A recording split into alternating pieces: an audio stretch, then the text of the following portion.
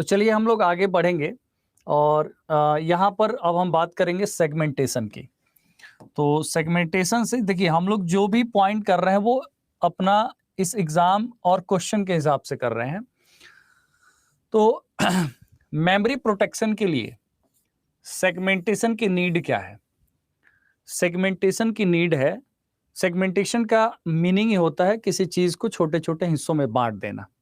ठीक है, किसी भी चीज को छोटे छोटे हिस्सों में बांट देना मतलब सेगमेंट में, ठीक है, सेगमेंट में बांट देना। तो सेगमेंटेशन क्या है? सेगमेंटेशन एक मेमोरी प्रोटेक्शन को अचीव करने का एक वे है। ठीक है, इसलिए यहां मेंशन है कि most common way to achieve memory protection. ठीक है, and it is a technique in which each job is divided into several segments of different sizes. Page में क्या था, पेजिंग में आपने पढ़ा था कि किसी भी प्रोसेस को या जॉब को डिवाइड किया जा रहा था एक फिक्स्ड साइज पेजेस में। बट यहां पर सेगमेंटेशन में क्या है, मेमोरी मैनेजमेंट की टेक्निक है। ठीक है, which in which each job is divided into several segment of different size. यहां पर वहां सेम साइज या डिफरेंट साइज का मतलब क्या है, क्योंकि मेमोरी एलोकेशन में आपको पता है कि to achieve highest memory allocation, तो अगर ये सेगमेंट रहेगा तो हो सकता है कि कुछ जगहों पे मेमोरी में छोटा हिस्सा है, कहीं पे बड़ा हिस्सा है, तो जिस सेगमेंट में जिस मेमोरी में जो सेगमेंट फिट बैठेगा वहां पर उसे लोड कर दिया जाएगा। तो आपको समझना है सेगमेंटेशन में क्या होता है, किसी भी प्रोसेस को या जॉब को डिवाइड किया जाता है वो डिफरेंट साइज का होता है। ठीक है, for each module that contains piece that perform related functions. मतलब एक मॉड्यूल होगा तो उसका अपना फंक्शन होगा, दूसरा मॉड्यूल जो दूसरा फंक्शन होगा। Each segment is actually different logical address space of the program. मतलब हर एक सेगमेंट का एक डिफरेंट लॉजिकल एड्रेस स्पेस होता है। ठीक है, और लॉजिकल एड्रेस स्पेस के अंतर्गत क्या क्या होता है, सेगमेंट नंबर और ऑफसेट। तो लॉजिकल सेगमेंटेशन में logical address consist of two things, segment number and offset. आप ऐसा समझिए, फिजिकल मेमोरी ये है, फिजिकली डेटा हो सकता है कि प्रोसेस यहां पर सेव है, लॉजिकली जहां जहां पर सेगमेंट फिट बैठा मेमोरी में वहां वहां सेव कर दिया गया।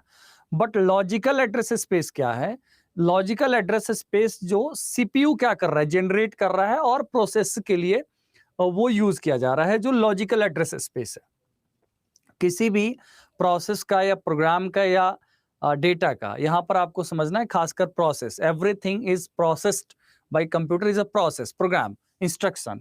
तो यहां पर आपको समझना है कि एक फिजिकल स्पेस है वो अलग है और लॉजिकल स्पेस है वो अलग है। तो logical space consist of segment number and offset. Okay, यहां पर when a process is to be executed, its corresponding segmentation are loaded into non-contiguous memory। लेकिन आपने देखा था कि एक्चुअल रूप से मेमोरी में प्रोसेस लोड होता है, जो मेमोरी एलोकेशन होता है कॉन्टिन्यूअस होता है। तो सेगमेंटेशन से क्या बेनिफिट है, सेगमेंटेशन से नॉन कॉन्टिग्यूअस मेमोरी। ठीक है, सेगमेंट्स हम कह सकते हैं कि segments are loaded into non contiguous memory. A table stores the information about all segments and is called segment table। यहां पर क्या मेंटेन होता है, सेगमेंट टेबल। तो सपोज मेमोरी है, इस मेमोरी में हो सकता है कि एक सेगमेंट जो है S1 यहां पर लोड हो गया क्योंकि यहां स्पेस था, अब यहां स्पेस है तो यहां S2 लोड हो गया, और यहां स्पेस है तो यहां S3 लोड हो गया। तो सेगमेंट्स में जरूरी नहीं है कि कॉन्टिन्यूअस मेमोरी एलोकेशन हो, जहां पर मेमोरी ब्लॉक्स फ्री है, wherever memory blocks are free वहां पर सेगमेंट क्या हो गया, लोड हो गया। इससे बेनिफिट क्या हुआ, इससे बेनिफिट ये हुआ कि ये मेमोरी यूटिलाइज हो गया जो अनयूज्ड था। क्यों अनयूज्ड था, क्योंकि अगर कॉन्टिन्यूअस ब्लॉक होता तब तो यहां पर प्रोसेस लोड होता। तो to achieve memory management segmentation is used. ठीक है, तो यहां पर समझना है आपको सेगमेंट टेबल क्या है। Segment table contains all the information about all the segments। मतलब एक टेबल जिसमें सभी सेगमेंट्स का इंफॉर्मेशन हो, उसे हम क्या कहेंगे? सेगमेंट टेबल कहेंगे। और each table consist of base address and limits. Base address limit जैसे हो गया यहां से 0 से 10, ठीक है, हो सकता है यहां पर 20 से 25। तो ये जो टेबल होता है वो बेस एड्रेस और लिमिट को यहां पर रखता है कि कहां से सेगमेंट, मतलब कहां से किस सेगमेंट में डेटा या प्रोसेस लोड हुआ, ठीक है, और कहां तक वो है, फिर दूसरा सेगमेंट कहां से शुरू होता है। तो बेस एड्रेस और लिमिट का मतलब यही होता है कि सपोज 1001 से 1025, ठीक है, तो ये हो गया बेस एड्रेस और यहां पर लिमिट हो गया 25। तो base address it contains the starting physical address where the segment reside in the memory. Memory में सेगमेंट कहां पर लोड होता है वो बेस एड्रेस होता है। और लिमिट क्या है? It specifies the length of the segment, कितना बड़ा सेगमेंट है, ठीक है। तो यहां पर आपको समझना है कि हो सकता है कि एक प्रोसेस जिसे हम सीपीयू की लैंग्वेज में जॉब भी कहते हैं, ठीक है, तो एक जॉब को डिवाइड कर दिया सेगमेंट्स में। सपोज हो सकता है कि एक प्रोसेस जो है जिसको मेमोरी में कितना स्पेस चाहिए, इसमें 1000 बिट स्पेस चाहिए, ठीक है। अब हो सकता है कि इसका 100 बिट यहाँ पर मेमोरी में कहीं और खाली हो, 200 बिट कहीं और खाली हो। तो जब सेगमेंट में डिवाइड करने से, और वो भी डिफरेंट साइज के सेगमेंट्स में डिवाइड हो सकता है, तो यहाँ पर डिफरेंट मेमोरी ब्लॉक्स जो स्पेस अवेलेबल है वो ऑक्युपाई कर लिया जाता है सेगमेंट्स के द्वारा। तो सेगमेंटेशन के थ्रू क्या हो सकता है? मेमोरी प्रोटेक्शन, या यूं कहें तो मेमोरी मैनेजमेंट को अचीव करने में ये हेल्पफुल है। मतलब it's a memory management technique, ठीक है। और इस टेक्निक को कौन यूज करता है? तो ऑपरेटिंग सिस्टम मेमोरी इस तरीके से एफिशिएंट मेमोरी को मैनेज करता है। तो प्रोसेस हैंडलिंग के लिए या प्रोसेसिंग के लिए मेमोरी मैनेजमेंट क्या है? एक इंपॉर्टेंट टूल माना जाता है, क्योंकि both are related to each other, ठीक है। तो यहां पर बिकॉज मेन मेमोरी के थ्रू ही कोई भी प्रोसेस जाना है प्रोसेसर के पास, तो मेन मेमोरी को भी हैंडल करना, मेन मेमोरी के भी बेटर मैनेजमेंट प्रोसेसिंग के लिए बहुत जरूरी होता है, ठीक है।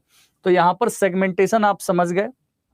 सेगमेंट टेबल में क्या क्या होता है, बेस एड्रेस और लिमिट, ये भी समझ में आ गया, क्योंकि इस segment occupy certain space, allocate certain space की सेगमेंट के साइज पे डिपेंड करता है कि उसका फिजिकल मेमोरी में क्या है, उसका सेगमेंट जहां से मेमोरी में वो सेव हो रहा है, ठीक है, स्टार्टिंग पॉइंट, ठीक है, starting physical address where segment reside in the memory, और limit is the length of the segment. ये हर सेगमेंट के लिए हो सकता है। सपोज एक प्रोसेस में नंबर ऑफ सेगमेंट्स 10 भी हो सकते हैं, 15 भी हो सकते हैं, 20 भी हो सकते हैं। तो सेगमेंटेशन आपको समझ में आ गया। अब ये पेजिंग से कैसे डिफरेंट है? पेजिंग से डिफरेंट है कि पेजिंग में क्या होता है कि each page is equal size. तो इक्वल साइज का मतलब हो गया कि उसको उतना स्पेस मेमोरी में चाहिए तभी वो एलोकेट होगा, अदरवाइज वो एलोकेट नहीं होगा, ठीक है। और यहाँ पर क्या सेगमेंटेशन क्या होता है? Divided into different size. तो यहाँ पर क्या होता है कि जो डिफरेंट स्पेसेस हैं वो एलोकेट करना यहाँ पर आसान हो जाता है, ठीक है। तो एक तो ये टॉपिक था आपका सेगमेंटेशन का, ठीक है। अब हम लोग बात करेंगे प्रोसेस सिंक्रोनाइजेशन की, ठीक है। अब हम लोग बात करेंगे क्या? Process synchronisation.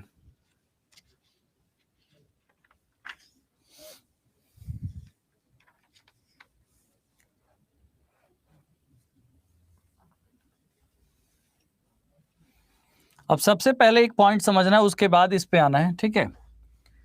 Synchronisation, process synchronization की नीड क्या है? इसकी नीड है क्योंकि प्रोसेसर क्या करता है, सिस्टम के रिसोर्सेस को किसी भी प्रोसेस के लिए सिस्टम के प्रोसेस की रिक्वायरमेंट, सिस्टम के रिसोर्सेस की रिक्वायरमेंट बनती है। तो रिसोर्सेस एक इंपॉर्टेंट पार्ट हो गया आपका। अब हम कहेंगे रिसोर्सेस क्या है?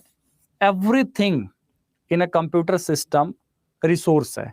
बिकॉज अगर हम बात करें, एक प्रोसेसर भी अपने आप में एक रिसोर्स है, एक इनपुट आउटपुट डिवाइस भी रिसोर्स है, ठीक है।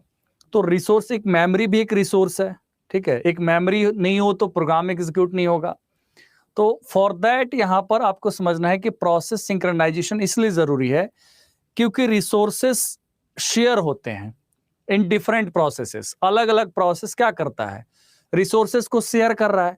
तो जब रिसोर्स शेयर कर रहा है तो उसमें प्रोसेस सिंक्रोनाइजेशन की नीड होती है। ठीक है, अब यहां पर इसको देखेंगे तो समझ में आपको आ जाएगा। ठीक है, इससे पहले हाँ लगभग सभी लोग आ भी चुके हैं, तो मैं एक बार आपसे बात कर लूं कि मेरी आवाज आ रही है आप लोगों तक, साउंड वीडियो ऑडियो क्लियर है तो बताइए।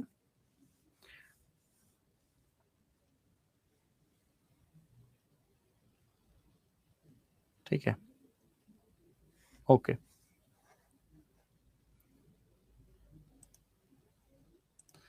देखिए दो टाइप से प्रैक्टिस करेंगे हम लोग। एक तो प्रैक्टिस होगा कि आपको, जैसे मैं कुछ क्वेश्चंस कराते रहता हूं, टॉपिक्स कराया, कुछ क्वेश्चंस भी कराया, मतलब मिला जुला सिस्टम, क्योंकि कंपटीशन के एग्जाम्स में मिला जुला सिस्टम ही फॉलो करना पड़ता है। आप चाहेंगे किसी एक चीज को लेके चलें तो ये जो है ना बड़ा मुश्किल हो जाएगा। ठीक है, जिसे मुश्किल हो जाता है उसको हम क्रिटिकल सेक्शन प्रॉब्लम कहते हैं ऑपरेटिंग सिस्टम में, तो वो भी पढ़ाना है आपको।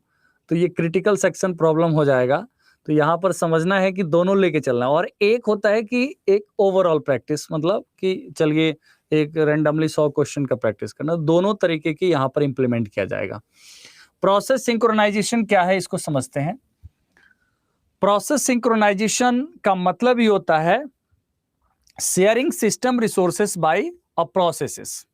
ठीक है, sharing system resources by processes, क्योंकि आपको पता है कि एक सिस्टम मल्टीपल प्रोसेस को एग्जीक्यूट करता है। ठीक है, मल्टीपल प्रोसेस को एग्जीक्यूट करता है। तो प्रोसेस यहां पर मैं दोबारा से रीड करता हूं, प्रोसेस सिंक्रोनाइजेशन का मतलब होता है sharing of the system resources. कैसे शेयर करना, in such a way that concurrent access to the shared data is handled, thereby minimizing chance of inconsistent data, maintaining data consistency, demands mechanism to ensure synchronized execution of cooperating processes। मुश्किल लगा आपको, लेकिन मुश्किल नहीं है, ये आपको एक समझना है। अब मान लीजिए दो प्रोसेस है P1 और P2 और दोनों ही एग्जीक्यूट कर रहा है। ठीक है, तो जब दोनों ही एग्जीक्यूट कर रहा है और समटाइम्स क्या कर रहा है, दोनों ही एक ही रिसोर्स को एक्सेस कर रहा है, तो यहां पर ऑपरेटिंग सिस्टम को प्रोसेस सिंक्रोनाइजेशन करना है कि जब प्रोसेस P1 किसी रिसोर्स को एलोकेट किया हुआ है तो P1 को एग्जीक्यूट कर दिया जाए, उसके बाद P2 को ये शेयर किया जाए रिसोर्सेस को। इसका मतलब है कि यहां पर रिसोर्सेस शेयरिंग जो होना चाहिए उसको प्रॉपरली हैंडल करना चाहिए। ठीक है, जो प्रोसेस की डिमांड को फुलफिल करता हो। ठीक है, हो सकता है कि प्रोसेस P1 को रिसोर्सेज ज्यादा टाइम के लिए चाहिए, हो सकता है P2 को कम टाइम के लिए चाहिए। और in the case of cooperating process का मतलब क्या होता है कि when two process, execution of one process is depend upon the other, या हम ये कहें कि P1 can be affected by P2, even P1 can effect P2। तो जब दो प्रोसेस क्या होते हैं, जब दो प्रोसेस का जो आउटपुट होता है या जब दो प्रोसेस का प्रोसेसिंग एक दूसरे पे डिपेंड करता है, तो ऐसे प्रोसेस को हम कोऑपरेटिंग प्रोसेस कहते हैं, इंडिपेंडेंट प्रोसेस नहीं कहते हैं। तो कोऑपरेटिंग प्रोसेस के संदर्भ में ही हमने पढ़ा था कि प्रोसेस भी आपस में डेटा ट्रांसफर करते हैं, डेटा शेयर करते हैं, रिसोर्स भी शेयर करते हैं। तो वहां पर मैसेज पासिंग के लिए इंटर प्रोसेस कम्युनिकेशन यूज होता है, मतलब डेटा शेयरिंग के लिए। Similarly when there are cooperating processes, मतलब मोर देन वन प्रोसेसेस क्या हो रहे हैं, एग्जीक्यूट हो रहे हैं, तो वहां पर इस बात का ध्यान रखना है जो सिस्टम के रिसोर्सेस शेयर हो रहे हैं वो इस तरीके से शेयर हो जो एक प्रोसेस दूसरे प्रोसेस को निगेटिवली इंपैक्ट ना करे। ठीक है, निगेटिवली इंपैक्ट करना मतलब कि ऐसा ना हो कि P1 अपने एग्जीक्यूट के चक्कर में P2 को क्या कर रहा है, P2 को इफेक्ट कर रहा है, तो P2 भी प्रॉपरली एग्जीक्यूट होना चाहिए। तो इसको कहते हैं प्रोसेस सिंक्रोनाइजेशन। ठीक है, अब यहां पर समझना है इस पॉइंट को, प्रोसेस सिंक्रोनाइजेशन क्यों इंट्रोड्यूस किया गया, to handle problems that arose while multiple process execution. जब एक से ज्यादा प्रोसेस एग्जीक्यूट होता है तो कौन कौन से प्रॉब्लम्स राइज होते हैं उस पे भी हम लोग बात करेंगे, तब जाकर के आपको प्रोसेस सिंक्रोनाइजेशन समझ में आएगा. When there are multiple processes are executed, then there is a different problems faced by processes. उसमें एक प्रॉब्लम होता है क्रिटिकल सेक्शन प्रॉब्लम. ठीक है, तो प्रॉब्लम सिंक्रोनाइजेशन तब जरूरी है जब मल्टीपल प्रोसेस है. उसमें एक प्रॉब्लम है क्रिटिकल सेक्शन प्रॉब्लम. ये क्रिटिकल सेक्शन प्रॉब्लम क्या होता है? क्रिटिकल सेक्शन प्रॉब्लम क्या होता है इसको आपको समझना है. क्रिटिकल सेक्शन प्रोग्राम का ही एक पार्ट होता है, मतलब प्रोसेस का ही एक पार्ट होता है. क्रिटिकल सेक्शन क्या होता है? प्रोसेस का, प्रोग्राम का एक पार्ट है which tries to access shared resources.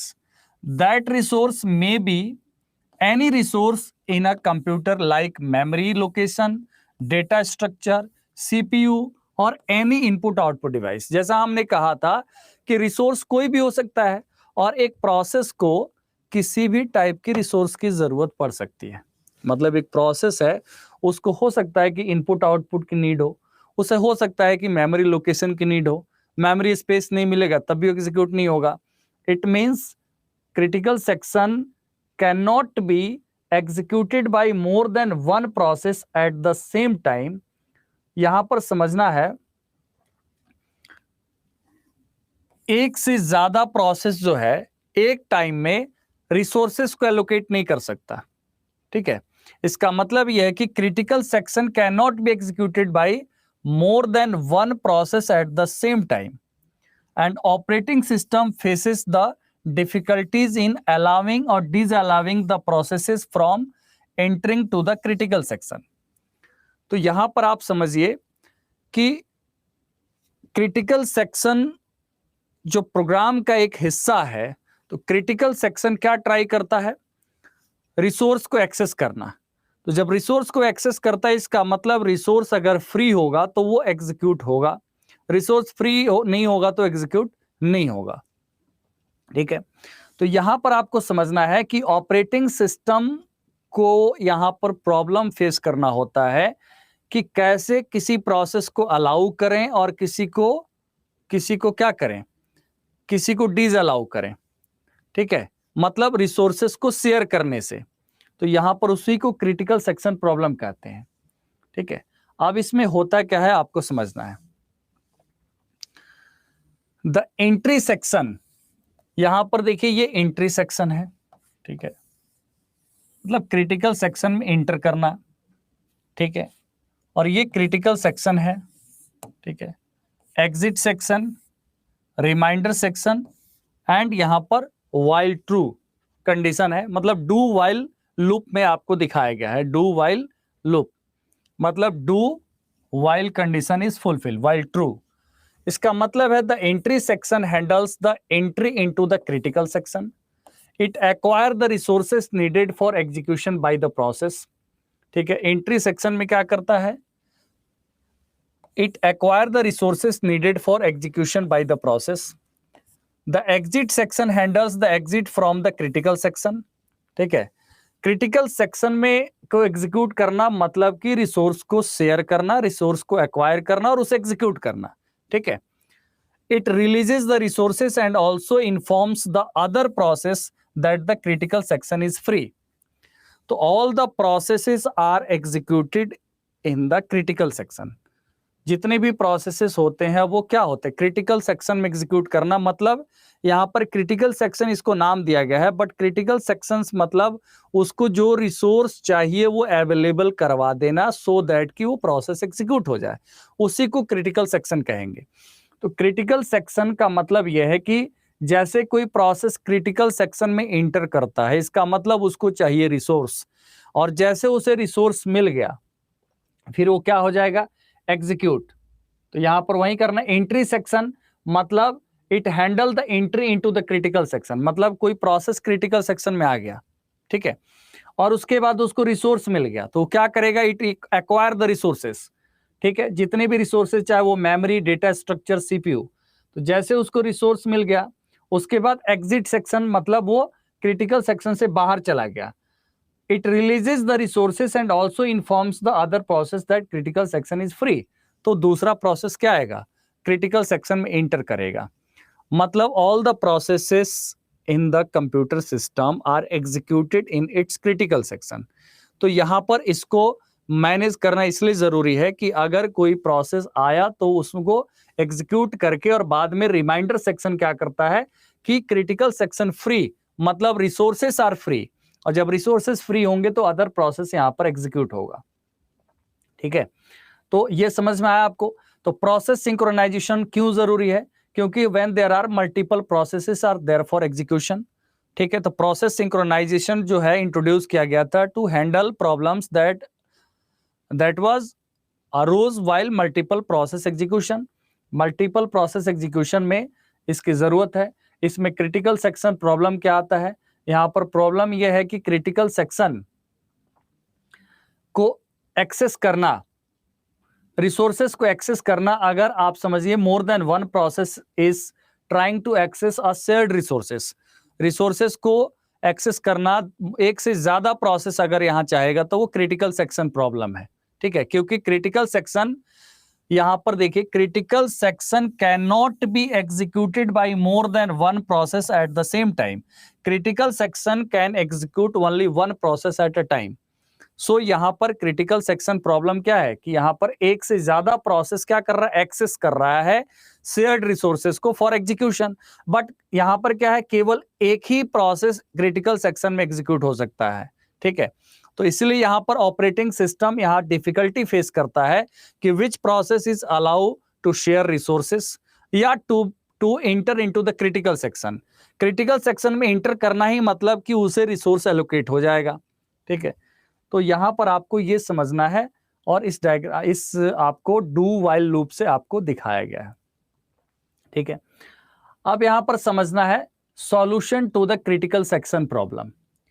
Solution क्या है क्रिटिकल सेक्शन प्रॉब्लम का. अभी तक आपको प्रॉब्लम समझ में आया कि नहीं आया. प्रॉब्लम यही है ना कि एक प्रोसेस को जो रिसोर्सेस चाहिए वो रिसोर्सेस एक बार में एक को ही दिया जा सकता है. ठीक है, तो और ऐसे हैंडल करना ताकि दो प्रोसेस जो है एक दूसरे से निगेटिवली अफेक्टेड ना हो. इसमें सॉल्यूशन है क्रिटिकल सेक्शन प्रॉब्लम का. एक तो है म्यूचुअल एक्सक्लूजन. उस दिन भी ये टर्म आया था. म्यूचुअल एक्सक्लूजन क्या होता है, म्यूचुअल एक्सक्लूजन का मतलब होता है, म्यूचुअल एक्सक्लूजन का मीनिंग हुआ कि एक प्रोसेस, जो मैं ऑलरेडी आपको बता दिया इतने देर में, ठीक है, लेकिन थोड़ा और क्लैरिफाई के लिए मैं बता रहा हूं. Mutual exclusion implies that only one process can be inside the critical section at any time. किसी भी समय क्रिटिकल सेक्शन में केवल एक ही प्रोसेस हो सकता है. ठीक है, क्रिटिकल सेक्शन में केवल एक ही प्रोसेस हो सकता है. इसको हम कहेंगे म्यूचुअल एक्सक्लूजन. इसका मतलब है कि ये प्रोसेस P1 है और ये रिसोर्स R1 है. इसका मतलब P1 R1 is allocated by P1, तो R1 can not B allocated by other processes. जैसे प्रिंटर है, एक कॉमन एग्जांपल हमने लिया. अगर printer is acquired by process P1, तो अगर उसका P1 का जो प्रिंटिंग है वो कंप्लीट होगा तभी क्या होगा, P2 उसे एक्वायर करेगा. ठीक है, वेदर यहां पर रिक्वेस्ट कर सकता है, जॉब सेंड कर सकता है, वो जॉब क्यू में चला जाएगा. ठीक है, जो यहां प्रिंट क्यू बनता है. यहां पर म्यूचुअल एक्सक्लूजन, मैंने एक एग्जांपल लिया. म्यूचुअल एक्सक्लूजन का मतलब है कि only one process can be inside the critical section at any time. If any other process require the critical section, they must wait until it is free. अब आपको समझ में आ गया. तो अगर प्रोसेस P1 है, ठीक है, एग्जीक्यूट हो जाए, तब जाकर के प्रोसेस P2 एग्जीक्यूट होगा. तो क्रिटिकल सेक्शन प्रॉब्लम के लिए म्यूचुअल एक्सक्लूजन एक सॉल्यूशन है. एक ही सॉल्यूशन नहीं है, बहुत सारा सॉल्यूशन है. तो म्यूचुअल एक्सक्लूजन सॉल्यूशन क्या हुआ कि एक बार में एक रिसोर्स जो है शेयर हो सकता है एक प्रोसेस के साथ, और अगर वो एग्जीक्यूट हो गया तो वो दूसरे प्रोसेस के साथ शेयर हो सकता है. ठीक है, यहां तक क्लियर है. दूसरा है प्रोग्रेस. ठीक है, प्रोग्रेस यहां पर तीन चीज यूज होता है क्रिटिकल सेक्शन प्रॉब्लम को। प्रॉब्लम तो समझ में आ गया आपको। तो क्रिटिकल सेक्शन प्रॉब्लम का तीन सॉल्यूशन है, एक म्यूचुअल एक्सक्लूजन, दूसरा प्रोग्रेस और तीसरा बाउंडेड एंड वेटिंग। तो ये तीन सॉल्यूशन आपसे पूछा जाता है एग्जाम में क्वेश्चन में कि कौन कौन सा यहां पर क्रिटिकल सेक्शन प्रॉब्लम को का सॉल्यूशन इनमें से कौन कौन सा है। ठीक है, तो इसमें म्यूचुअल एक्सक्लूजन समझ में आ गया। अब हम बात करेंगे प्रोग्रेस की। प्रोग्रेस का मतलब होता है if a process is not using the critical section then it should not stop any other process from accessing it. Suppose कोई प्रोसेस है वो क्रिटिकल सेक्शन को यूज नहीं कर रहा है, इसका मतलब वो किसी दूसरे प्रोसेस को रोका नहीं जा सकता है। ठीक है, दूसरे प्रोसेस को नहीं रोका जाना चाहिए from accessing the critical section. तो ये प्रोग्रेस, इसको हम कहते हैं प्रोग्रेस। मतलब अगर म्यूचुअल एक्सक्लूजन का मतलब है कि क्रिटिकल सेक्शन में कोई प्रोसेस है तो उसे एग्जीक्यूट करने देना चाहिए। ठीक है, उसके बाद दूसरा प्रोसेस आएगा। प्रोग्रेस का मतलब हुआ इफ क्रिटिकल सेक्शन जो है के अंदर कोई प्रोसेस नहीं है। If a process is not using the critical section, तो इसके सिचुएशन में क्या होगा, क्रिटिकल सेक्शन जो होगा दूसरे प्रोसेस को उसमें आने से नहीं रोका जाना चाहिए। ठीक है, in other words any process can enter a critical section if it is free. Critical section free है तो कोई भी प्रोसेस यहां पर एंटर कर सकता है। ठीक है, bounded and waiting. Bounded and waiting का मतलब होता है bounded waiting means that each process must have a limited waiting time. तो बाउंडेड वेटिंग का मतलब हुआ कि एक लिमिटेड एक वेटिंग टाइम होना चाहिए किसी भी प्रोसेस का। ठीक है, ऐसा नहीं कि कोई प्रोसेस जो है मतलब लिमिटलेस, मतलब बहुत लंबे समय तक वेट करे क्रिटिकल सेक्शन को एक्सेस करने के लिए। तो it should not wait endlessly to access the critical section, this is called bounded waiting. Bounded waiting मतलब कि वेट करना लिमिटेड समय के लिए, चाहे वो 5 सेकंड हो, 10 सेकंड हो, 20 सेकंड हो। तो ये तीन सॉल्यूशन है क्रिटिकल सेक्शन प्रॉब्लम को अचीव करने के लिए। ठीक है, तो प्रोसेस सिंक्रोनाइजेशन की रिक्वायरमेंट तब होती है जब मोर देन वन प्रोसेस एग्जीक्यूट करने के लिए, मतलब हम कह सकते हैं इसे कोऑपरेटिंग प्रोसेसेस बोलते हैं इसे। जब एक प्रोसेस दूसरे प्रोसेस को अफेक्ट कर सकता है या दूसरे से अफेक्टेड हो सकता है तो कोऑपरेटिंग प्रोसेस होता है। तो मोर देन वन प्रोसेस में प्रोसेस सिंक्रोनाइजेशन जरूरी है। उसमें एक इशू क्या आता है क्रिटिकल सेक्शन का। क्रिटिकल सेक्शन का सॉल्यूशन क्या है, सॉल्यूशन है mutual exclusion and progress and bounded waiting. आप मुझे बताइए यहां तक समझ में आया आप लोगों को? मतलब इतना समझ में आ गया क्या जिससे आप क्वेश्चन कर पाएंगे?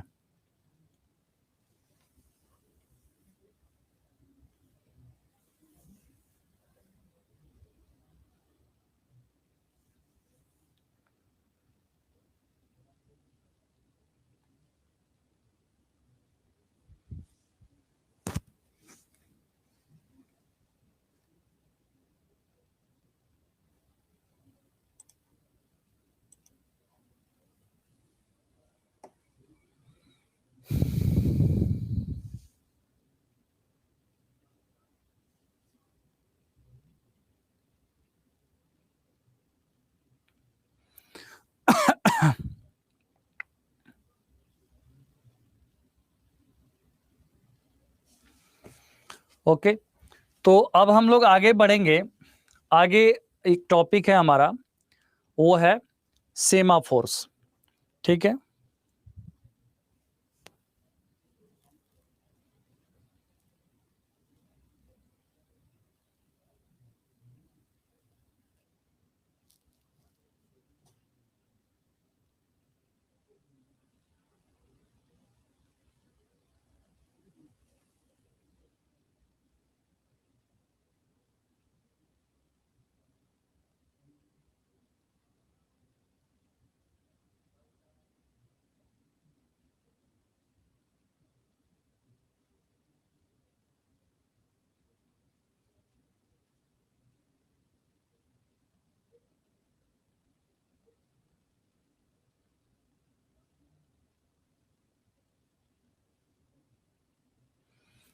Just wait a second.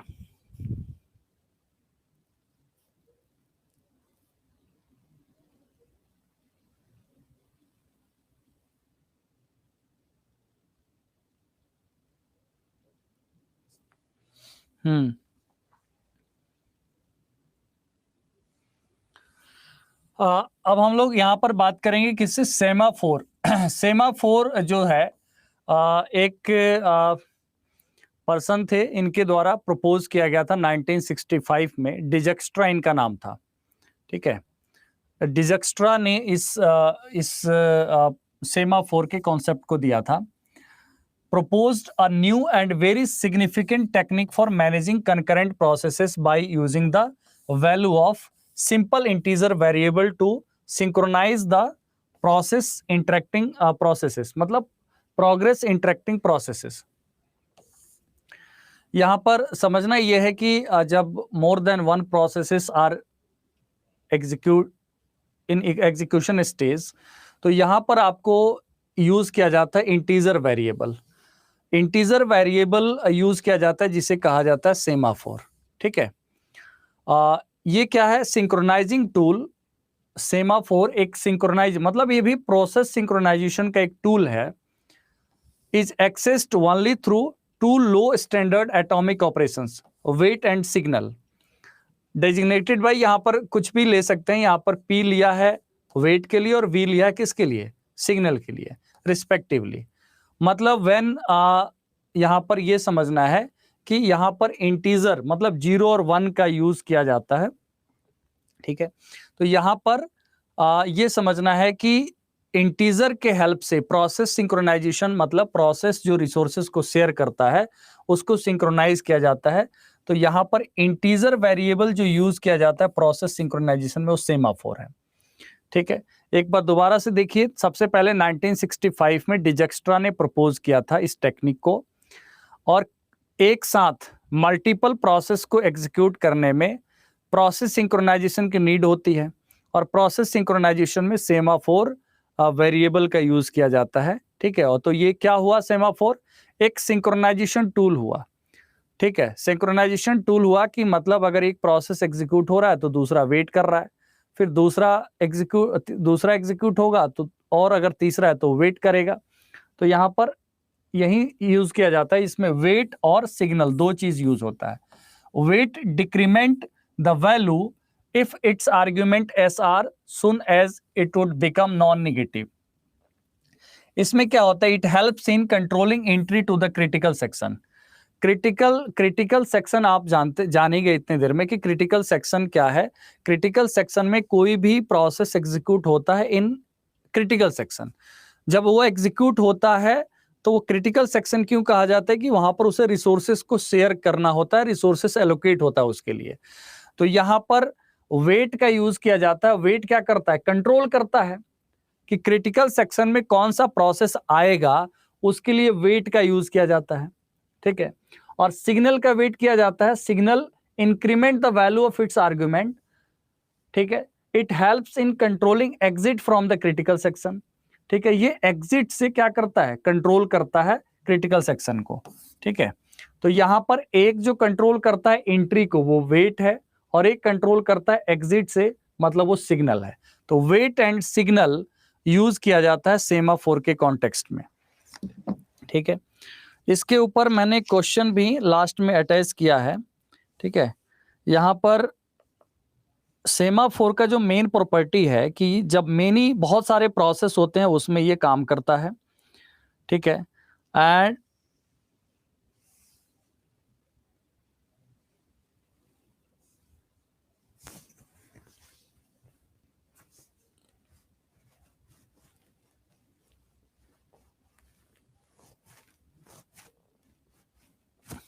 Okay, तो यहां पर आपको बस इतना याद रखना है कि सेमाफोर भी एक प्रोसेस सिंक्रोनाइजेशन का टूल है, जिसमें दो प्रकार के यहां पर, एक तो वेरिएबल यूज होता है इंटीजर वेरिएबल, उसी को सेमाफोर कहा जाता है।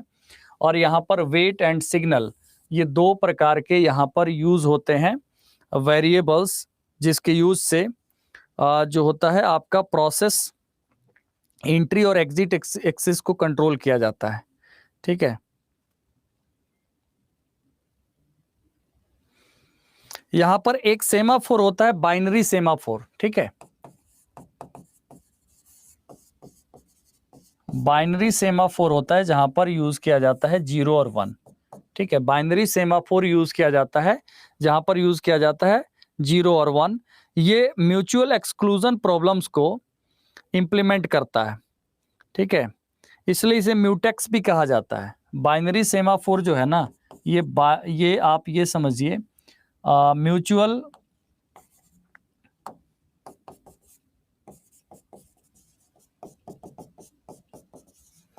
म्यूचुअल एक्सक्लूजन प्रॉब्लम जो होता है, म्यूचुअल एक्सक्लूजन प्रॉब्लम क्या होता है कि जब कोई भी प्रोसेस किसी रिसोर्स को एलोकेट किया है तो ऐसे में ये रिसोर्स किसी और प्रोसेस के द्वारा एलोकेटेड नहीं होगा। मतलब एक प्रोसेस जो एक रिसोर्स जो एक प्रोसेस के द्वारा एक्वायर किया गया है, when a resource is acquired by a process then it can not be acquired by other process. जैसे प्रिंटर के एग्जांपल दिया, तो यहां पर इसके लिए बाइनरी सेमाफोर के थ्रू म्यूचुअल एक्सक्लूजन को इंप्लीमेंट किया जाता है। ठीक है,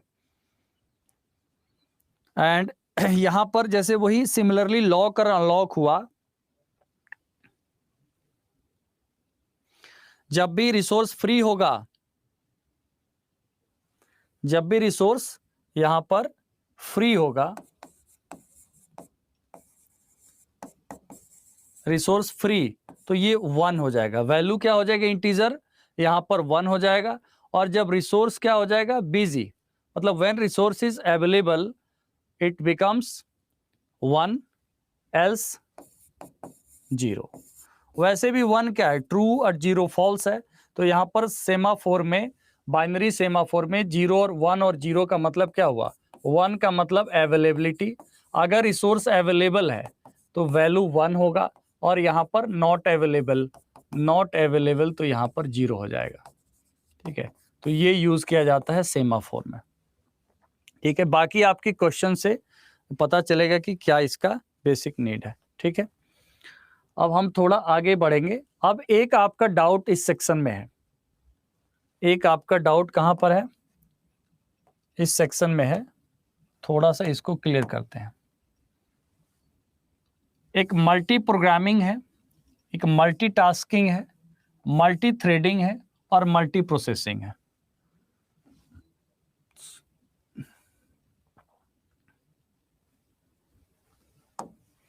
ये हमने इसलिए लगाया फॉर क्लैरिफिकेशन। क्या ये इमेज दिख रहा है आप लोगों को, क्या इमेज दिखाई दे रहा है प्रॉपरली?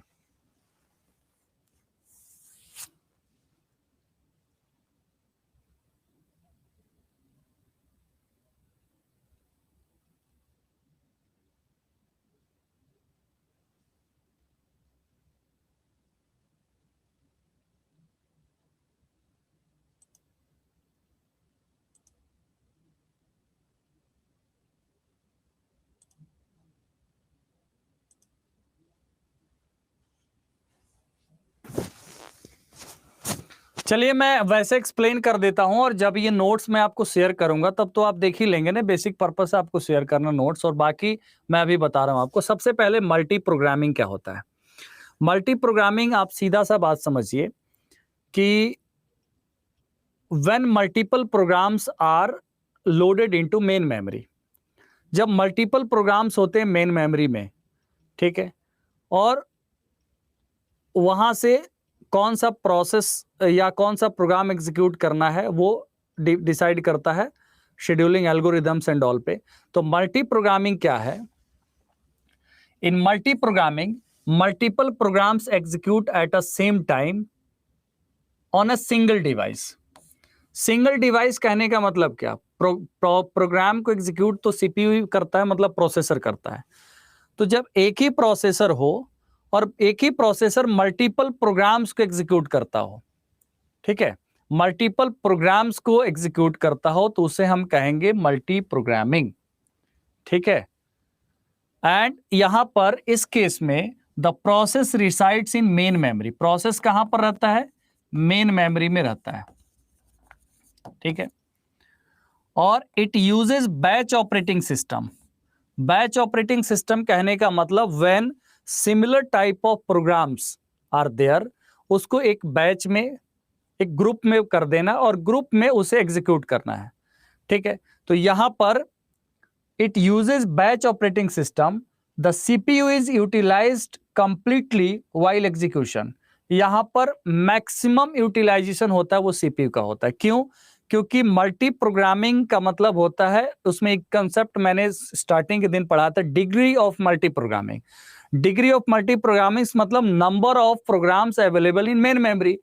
अगर number of programs main memory में ज्यादा होंगे, इसका मतलब यह है कि सीपीयू का यूटिलाइजेशन ज्यादा होगा। सीपीयू का यूटिलाइजेशन क्या होगा? ज्यादा होगा। ठीक है, तो यहां पर बैच ऑपरेटिंग सिस्टम का मतलब होता है जहां पर सिमिलर टाइप ऑफ प्रोग्राम्स, मतलब ग्रुप ऑफ जॉब्स को यहां पर एक बैच बना दिया जाता है। ठीक है, और उसे 1 बाय 1 एग्जीक्यूट किया जाता है। एग्जीक्यूशन तो सिक्वेंशियली ही होगा, बट ग्रुप ऑफ जॉब्स को एक साथ ही प्रोसेस करना। The processing is slower as the single job resides in the main memory while execution. अब यहां पर क्या होता है, प्रोसेसिंग स्लो क्यों होता है? क्योंकि यहां पर बैच तो बनता है, मतलब there are multiple programs, but उसमें से एग्जीक्यूट तो एक बार में एक ही होगा। ठीक है, उसमें से एग्जीक्यूट कौन सा होगा? एक बार में एक ही होगा। मेन मेमोरी में भी क्या होगा? Multiple programs are there, but 1 by 1 sequential वो क्या होगा? एग्जीक्यूट होगा। ठीक है, अब मल्टी प्रोग्रामिंग के अलावा आपको समझना है मल्टीटास्किंग। ठीक है, in multitasking a single resource is used to process multiple task। ठीक है, यहां पर समझना है, यहां मल्टीपल प्रोग्राम्स एग्जीक्यूट हो रहा है और टास्क। आप कहिए कि इसमें डिफरेंस क्या है? तो अ प्रोग्राम हैविंग मल्टीपल टास्क, मतलब एक प्रोग्राम के अंदर भी मल्टीपल टास्क हो सकता है। मतलब अब program is set of instruction, तो सेट ऑफ इंस्ट्रक्शन मतलब सेट ऑफ टास्क। तो यहां पर आप समझना है कि the process resides in the same CPU, it is time sharing as the task assigned switches regularly. ठीक है, यहां पर जितने भी टास्क होते हैं उसमें क्या होता है? स्विचिंग होता है। ठीक है, और मल्टीटास्किंग क्या फॉलो करता है? Concept of context switching. Context switching का मतलब होता है कि टास्क अगर कोई रेडी स्टेट में है, कोई एग्जीक्यूशन स्टेट में है, कोई वेटिंग स्टेट में है, तो इसके बीच में डिफरेंट स्टेट्स में क्या करना? स्विच करना। ठीक है, तो इसको हम कहते हैं कॉन्टेक्स्ट स्विचिंग। तो सीपीयू क्या करता है? प्रोसेसर जो होता है अलग अलग उस पर ध्यान देता है, अलग अलग स्टेट पे फोकस करता है, तो उसको हम क्या क्या कहते हैं? कॉन्टेक्स्ट स्विचिंग कहते हैं। मल्टी थ्रेडिंग क्या है? Multi threading is an extended form of multitasking. Multi threading क्या है? मल्टीटास्किंग का ही एक्सटेंडेड फॉर्म है। When there are more than one thread processed on a single CPU. एक ही सीपीयू क्या कर रहा है? मोर देन वन थ्रेड को प्रोसेस कर रहा है। अब यहां पर देखना है कि टास्क को या किसी भी प्रोसेस को थ्रेड में डिवाइड कर दिया जाता है। ठीक है, तो मल्टीपल थ्रेडिंग कहने का मतलब कि हो सकता है कि सिंगल टास्क की ओर बहुत सारे थ्रेड हो। ठीक है, इसलिए टास्क को सब टास्क में यहां पे डिवाइड किया जाता है। मल्टी थ्रेडिंग में क्या होता है? Task are always further divided into sub task. एक बड़े टास्क को छोटे छोटे टास्क में डिवाइड कर देना। तो मल्टीटास्किंग का ही एक्सटेंडेड रूप जो है वो क्या है? मल्टी थ्रेडिंग है। यहां पर मल्टीपल टास्क को परफॉर्म किया जा रहा है simultaneously by switching between them, उसमें स्विच कर रहा है आपस में। और यहां पर मल्टी थ्रेडिंग का मतलब हुआ कि एक टास्क अगेन सब टास्क में डिवाइड है। ठीक है, क्लियर? अब हम बात करेंगे मल्टी प्रोसेसिंग। मल्टी प्रोसेसिंग में क्या होता है कि यहां पर एक डिवाइस नहीं होता है। ठीक है, यहां पर क्या होता है? The processes switches from one to another CPU as multiple processing units are used। मतलब मल्टीपल प्रोसेस को मल्टीपल प्रोसेसर के द्वारा एग्जीक्यूट किया जा रहा है। तो यहां पर सिंगल प्रोसेसर नहीं है। लाइक जैसे कहते हैं ना, सुपर कंप्यूटर में थाउजेंड्स ऑफ प्रोसेसर यूज कर रहा होता है, तो वो मल्टी प्रोसेसिंग है। वो एक तरीके से क्या है? मल्टी प्रोसेसिंग वहां पर हो रहा है, जहां पर एक प्रोसेस को एग्जीक्यूट किया जा रहा है एक प्रोसेसर के द्वारा, दूसरे प्रोसेस को दूसरे processor. When there are multiple process as well as multiple processors. ऐसा कहें कि हजारों प्रोसेस है और हजारों प्रोसेसर्स भी है। तो यहां पर टास्क जो परफॉर्म कर रहा है वो मल्टीपल प्रोसेसर्स के द्वारा किया जा रहा है, ठीक है। A large amount of work can be done in a start period of the, मतलब शॉर्ट पीरियड ऑफ टाइम। तो यहां पर क्या है, मल्टी प्रोसेसिंग सिस्टम में लार्ज अमाउंट ऑफ काम जो है वो किया जा सकता है बहुत ही कम समय में in multi processing system, multi processing operating system, ठीक है। तो मुझे बताइएगा आप लोग कि ये क्लियर हुआ कि नहीं हुआ।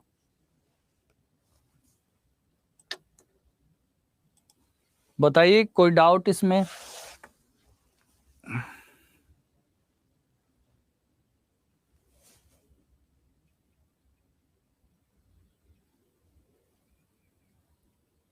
अच्छा, एक बार रिपीट कर दें। लिखने का टाइम आपको ये नोट्स मिल जाएगा ना।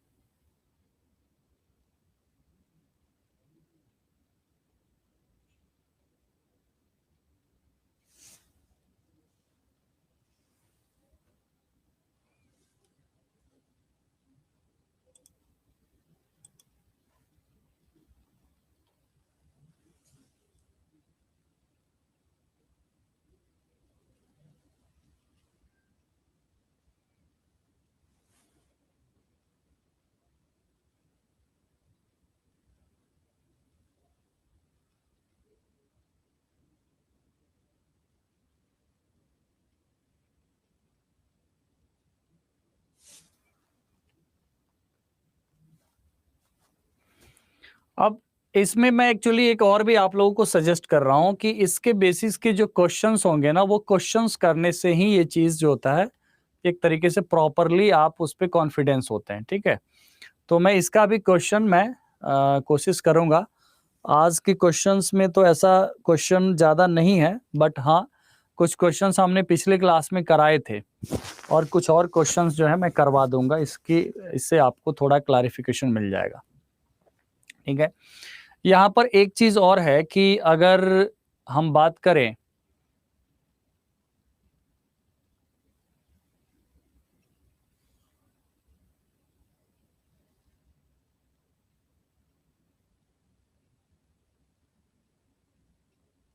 मेनली यहाँ पर जो होता है जैसे मल्टीटास्किंग सिस्टम है। तो जब भी अगर हम सपोज एक साथ में हम क्या करते हैं, जैसे सिस्टम को ऑन करते हैं तो एक साथ में हम कुछ डाउनलोड भी कर रहे होते हैं, तो एक डाउनलोड एक टास्क हो गया। या हो सकता है कि फिर हम एक साथ क्या कर रहे हैं, कुछ एक्सेल सीट भी अपडेट कर रहे हैं। तो दोनों टास्क पे क्या हो रहा है, दोनों टास्क पे स्विच हो रहा है, मतलब टाइम शेयर हो रहा है। मतलब यहाँ पर टाइम शेयर तो हो रहा है, बट ये इस एक ही यूजर से रिलेटेड है, एक सिंगल यूजर है और सिंगल यूजर से रिलेटेड मल्टीपल टास्क को एग्जीक्यूट किया जा रहा है। बट यहाँ पर मल्टी प्रोग्रामिंग का मतलब क्या हुआ कि programs of the different user, मतलब ये जो एनवायरमेंट है ना, ये मल्टी यूजर एनवायरमेंट में है। मल्टी यूजर एनवायरमेंट में मल्टी प्रोग्रामिंग कहने का मतलब when there are multiple users.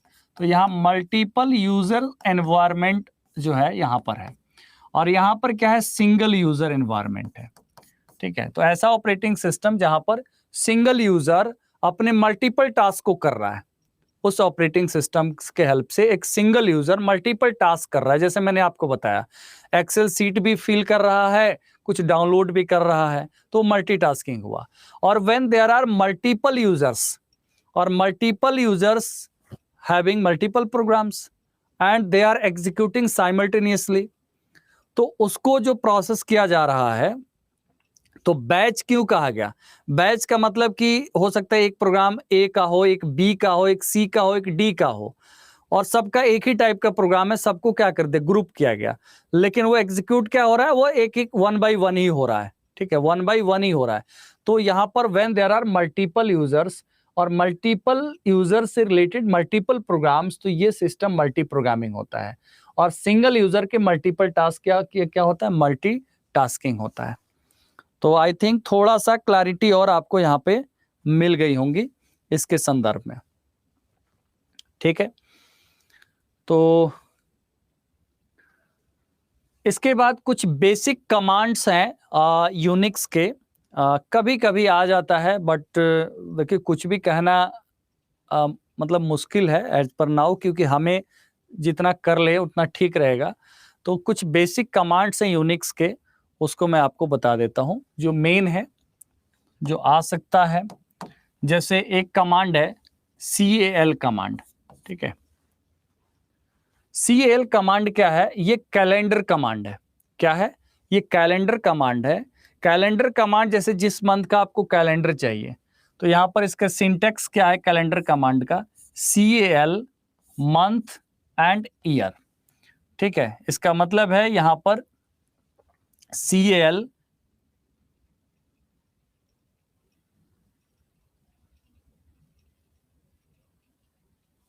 Calendar for जून 2023, तो यहां पर हम क्या लिखेंगे? CAL यहां पर 6/2023, ये जो है गलत है, ठीक है। तो अगर हमें जून 2023 का कमांड चाहिए तो क्या होगा इसके लिए? कमांड मतलब 2023 जून का कैलेंडर चाहिए तो हमें क्या कमांड टाइप करना पड़ेगा? इसका सिंटेक्स है CAL कैलेंडर मंथ 6/2023, मतलब 6/2023।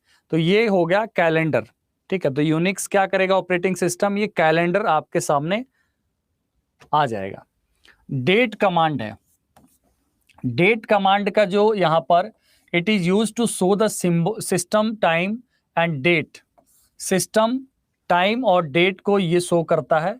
इसका फॉर्मेट क्या होता है? यहां पर डेट प्लस और बीच में क्या होता है? परसेंट मंथ ईयर, मतलब डे मंथ ईयर और डेट कमांड। तो डेट कमांड का सिंटेक्स ये होगा, ठीक है। डेट कौन सा date? System time and date, मतलब ऑब्वियस सी बात है सिस्टम में जो टाइम और डेट है, जो एक्चुअल डेट होगा वो अपडेट होगा सिस्टम में। तो डेट को शो करने के लिए टाइम और डेट को शो करता है यूनिक्स कमांड। यहां पर डेट प्लस, ठीक है, यहां पर मॉड मतलब परसेंटेज DMY, डे मंथ और ईयर, ठीक है। जैसे DDMMYY होता है, वही यहां पर एक कमांड है DM और Y, मतलब डे मंथ और ईयर। तो ये डेट कमांड है। उसके बाद है copy command. Copy command file को कॉपी करने के लिए यूज होता है, ठीक है। कॉपी कमांड फाइल को कॉपी करने के लिए, और इसमें केवल क्या यूज होता है? CP, जैसे CP text1 text2, तो ये हो गया कॉपी कमांड, ठीक है। कॉपी कमांड मतलब सिंपली क्या लिखा जाता है? CP for copy command. Next है MB कमांड। ये भी आप लोगों का पिछले क्लासेस में किसी का कंसर्न था, डाउट था कि सर, डाउट नहीं था, मतलब कुछ यूनिक्स के कमांड्स आप करा दीजिए। MB कमांड है, this command is use to rename files और मूव फाइल्स, ठीक है। तो मूव फाइल्स MB यहां पर क्या यूज होता है? MB text1 text2, तो ये है मेक एम्प्टी फाइल, ठीक है, known as text1 and text2। Next है डायरेक्टरी क्रिएट करना। It creates a directory, mkdir। DOS में भी ये कमांड यूजफुल होता है। डॉस में भी अगर कोई फोल्डर क्रिएट करना है तो हम क्या लिखते हैं? mkdir, और mkdir और फिर हम फाइल का नाम देते हैं, मतलब डायरेक्टरी का नेम देते हैं, ठीक है। अगर हम दो नाम दे देते हैं, मतलब स्पेस दे करके, तो दो फोल्डर क्रिएट हो जाता है डॉस में। तो mkdir ऑप्शन यहां पर mkdir डायरेक्टरी 1, तो ये जो है it creates a directory. mkdir क्या कर रहा है? एक डायरेक्टरी क्रिएट कर रहा है। तो यूनिक्स में ये कमांड यूज होता है mkdir डायरेक्टरी 1। ये तो कुछ भी नाम आप दे सकते हैं, जो भी आप फोल्डर नाम देना चाहते हैं, ठीक है। RM कमांड का यूज होता है, this command is use to remove directories and files, ठीक है। यहां पर RM फाइल 1, तो यहां पर ये क्या कर रहा है? रिमूव कमांड है। तो we can use the following command to delete text1, मतलब यहां पर फाइल 1 को डिलीट करने के लिए क्या होता है? RM कमांड, मतलब रिमूव कमांड का यूज किया जाता है। एक बार और रिपीट कर दूं, यहां पर एक कैलेंडर कमांड, ठीक है, डेट कमांड, उसके बाद कॉपी कमांड, ठीक है, MB मतलब मूव फाइल्स, ठीक है, इसका यूज किया जाता है फाइल को रीनेम करने के लिए, ठीक है, एक एम्प्टी फाइल भी क्रिएट करने के लिए, उसके बाद डायरेक्टरी क्रिएट करने के लिए और रिमूव डायरेक्टरी के लिए, ये सब कमांड है। अब हम लोग बात करेंगे फाइल सिक्योरिटी की, जो हम बात करेंगे अब ऑपरेटिंग सिस्टम का एक इम्पॉर्टेंट फंक्शन में आता है फाइल सिक्योरिटी।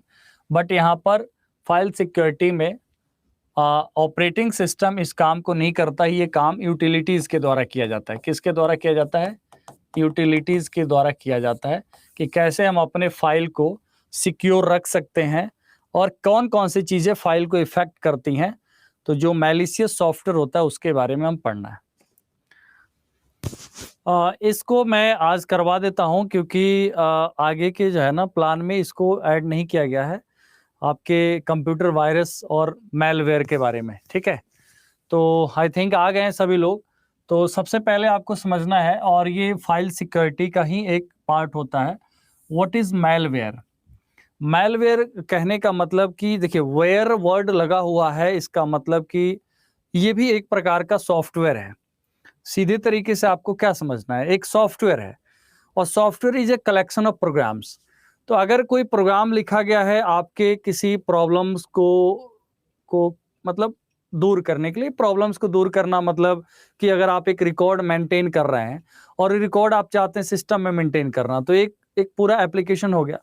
यहाँ पर मैलवेयर भी एक प्रोग्राम है, बट इसका इंटेंशन क्या है? गलत है, ठीक है।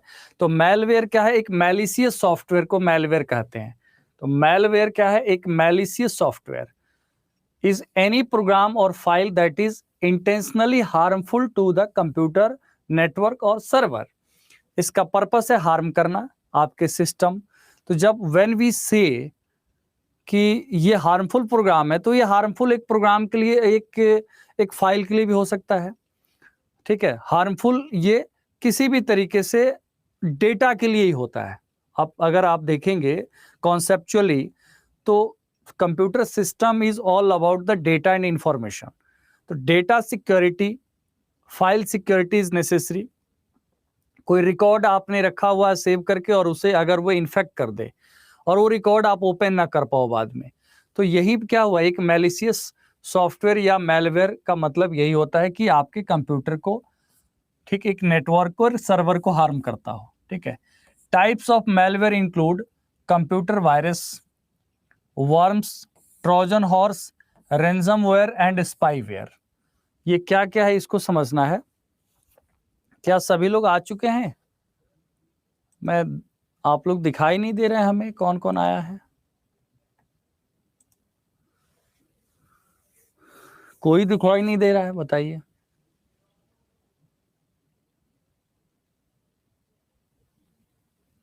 चलिए, प्रेजेंट है। अरे मैं तो वैसे कभी कभी बात कर लेता हूं आप लोगों से। यहाँ देखिए, हाँ हाँ बिल्कुल प्रेजेंट है। टाइप्स ऑफ मैलवेयर मतलब मैलिशियस सॉफ्टवेयर क्या है? कंप्यूटर वायरस, ठीक है, ransomware, trojan horse, worms, spyware, adware, ठीक है, एडवेयर भी है। तो all these are example of malware. Okay, यहां पर देखेंगे कंप्यूटर वायरस क्या है। कंप्यूटर वायरस एक प्रोग्राम है और इसका मतलब ही होता है वायरस का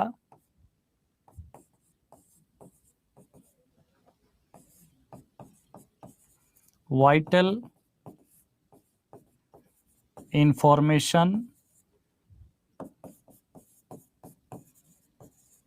resource under seize. Vital information resource under seize. Vital का मतलब होता है जो इंपॉर्टेंट हो। इंफॉर्मेशन रिसोर्स मतलब कोई फाइल हो सकता है, उसको अगर सीज कर दे, इसका मतलब ये वायरस है। Virus vital information resource under seize, virus का क्या हो गया? ये एब्रिविएटेड फॉर्म है, इसका फुल फॉर्म हुआ। A computer virus is a program which can harm our device, file, infect them for no further use. उसका बाद में यूज ना हो, मतलब उसको हार्म कर देना, उसको करप्ट कर देना, ठीक है। जब भी एक वायरस प्रोग्राम एग्जीक्यूट होता है, ठीक है, ये अपने आप का क्या बनाता है, अपने आप का कॉपी क्रिएट करता है। When virus program is executed, it replicates itself by modifying other computer programs and instead enters its own coding. दूसरे प्रोग्राम को ही मॉडिफाई करके उसमें क्या करता है, अपना ये स्पेस क्रिएट कर लेता है और अपना वो उसके साथ ही कोड के साथ अटैच हो जाता है। This code infects a file, तो ये कोड क्या करता है, फाइल को इन्फेक्ट करता है, प्रोग्राम को इन्फेक्ट करता है। And if it spreads massively, अगर पूरे सिस्टम में फैल गया, पूरे ड्राइव्स में, may ultimately result in crashing of the device. अगर पूरे सिस्टम में चारों तरफ फैल गया तो ये सिस्टम को भी क्रैश कर सकता है। तो ये है कंप्यूटर वायरस। ठीक है, तो यहां पर देखेंगे given below are such signs which may help you identify computer virus. कौन कौन सा ऐसा जो है आप कैसे पता चलेगा कि आपके कंप्यूटर में वायरस है। एक तो मतलब केवल एक इशू से आप नहीं पता लगा सकते कि वायरस है, मतलब व्हेन यू पीपल फेसिंग, जैसे होता है किसी बीमारी के सिम्टम्स से पता लगाया जाता है कि बीमारी है, वैसे ही ये सिम्टम्स हैं। जैसे सिस्टम का स्पीड स्लो हो जाए, पॉपअप विंडो बार बार ओपन हो रहा हो, ठीक है, या कुछ भी आप ओपन कर रहे हैं कोई फाइल तो अपने आप वो 3-4 बार ओपन हो रहा हो, multiple files execution, self execution of programs, log out from the accounts, या क्रैशिंग ऑफ द डिवाइस। तो such issues can be faced, ये सारे इश्यूज हैं जो आप फेस कर सकते हैं जब सिस्टम में वायरस हो। ठीक है, एक वायरस होता है जिसे कहा जाता है बूट सेक्टर वायरस। एक वायरस है जिसको क्या कहा जाएगा, boot sector virus. Boot sector है क्या, बूट सेक्टर है ऑपरेटिंग सिस्टम का जो प्रोग्राम होता है डिस्क में जहां पे सेव होता है, उसे मास्टर बूट रिकॉर्ड कहा जाता है। जैसे कल के क्वेश्चन में कल या परसों के क्वेश्चन में हमने करवाया था कि बूट लोडर होता है। तो बूट लोडर प्रोग्राम क्या है, बूट लोडर प्रोग्राम जिसे बूट मैनेजर भी कहा जाता है, वो कहाँ पे रहता है, मास्टर बूट रिकॉर्ड में रहता है, master boot record of the hard disk. ठीक है, तो वो बूट लोडर ही ऑपरेटिंग सिस्टम को मेन मेमोरी में लोड करने का काम करता है। ठीक है, इतना तो याद आ रहा होगा। बूट लोडर एक बूट मैनेजर प्रोग्राम है जो ऑपरेटिंग सिस्टम का प्रोग्राम जो होता है वो हार्ड डिस्क में मास्टर बूट रिकॉर्ड में सेव रहता है, वहीं बूट लोडर प्रोग्राम भी सेव रहता है। तो बूट लोडर क्या करता है, उस ऑपरेटिंग सिस्टम प्रोग्राम को लोड करता है, मेन मेमोरी में लोड करने का काम करता है। It is a type of virus that infect the master boot record of hard disk. अब ये क्या करेगा, मास्टर बूट रिकॉर्ड को ही क्या करेगा, इन्फेक्ट कर देगा। जब मास्टर बूट रिकॉर्ड को ही इन्फेक्ट कर देगा, और आपको पता है कि मास्टर बूट रिकॉर्ड में क्या क्या रहता है, मास्टर बूट रिकॉर्ड में बूट लोडर भी रहता है, बूट स्ट्रैप प्रोग्राम भी रहता है। तो यहां पर the boot sector comprises all the files which are required to start the operating system of the computer. Simple, हमने कहा कि बूट लोडर रहता है, बूट स्ट्रैप प्रोग्राम रहता है, जो पहला प्रोग्राम जो स्टार्ट होता है ऑपरेटिंग सिस्टम का। तो ये सभी फाइल को क्या कर रहा है, यहां पे बूट सेक्टर के अंदर ही all the files which are required to start operating system of computer. The virus either overwrites the existing program और copies itself to the other part of the disk. तो ऐसे में क्या कर सकता है, ये ऑपरेटिंग सिस्टम को ही करप्ट कर सकता है, या आपके ऑपरेटिंग सिस्टम के बूट सेक्टर में अगर ये लोकेटेड है, इसका मतलब ये है कि सिस्टम को स्टार्ट करने में ये बहुत ही स्लो कर देगा, आपका सिस्टम बहुत ही स्लो स्टार्ट होगा। तो आपको समझ में आ गया, ये बूट सेक्टर वायरस है जो कहां पे रहता है, मास्टर बूट रिकॉर्ड MBR के अंदर रहता है। ठीक है, तो ये हो गया boot sector virus.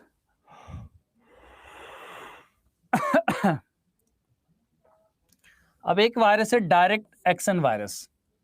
When a virus attaches itself directly to the .exe file, मतलब डायरेक्टली क्या हो रहा है, ये .exe फाइल या .com file and enters the device while the execution, it is called direct action virus. if it get installed in the memory, it keeps itself hidden. It is also known as non-resident virus. इसे non resident virus भी कहा जाता है, ठीक है। Non resident virus कहने का मतलब कि अपने आप को ये हिडन फॉर्म में रखता है, और ये क्या हो जाता है, ये मेमोरी में इंस्टॉल हो जाता है, लेकिन ये कहां पे रखता है, इट कीप्स इटसेल्फ हिडन, पता ही नहीं चलेगा, ठीक है। ये डायरेक्ट एक्शन वायरस है। डायरेक्ट एक्शन वायरस मतलब कि इसको हम कहेंगे ये एक नॉन रेजिडेंट वायरस है, ठीक है। एक होता है polyforming virus, spreading through spam और इन्फेक्टेड वेबसाइट्स, स्पैम के थ्रू, इन्फेक्टेड वेबसाइट्स के through. The polymorphic virus are file infectors which are complex and tough to detect. ये डिटेक्ट करना मुश्किल होता है पॉलीमॉर्फिक वायरस। क्यों डिटेक्ट करना मुश्किल होता है? क्योंकि इसका बहुत सारा वेरिएंट होता है।